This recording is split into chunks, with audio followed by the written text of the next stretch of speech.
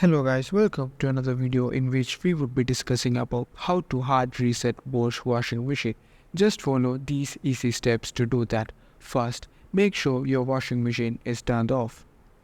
Wait for a few minutes and spin the dial all the way to drain settings.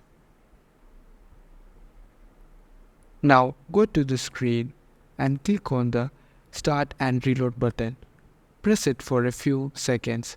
You will hear a beep, which means that the settings is reset. Now spin the dial all the way to another settings. I'm choosing mix load. Now do the same with that. Press and hold start for a few seconds and you'll hear a beep. This will reset the settings on your washing machine. Now turn the dial to off and open the front door. Do this multiple times to trigger the reset button manually.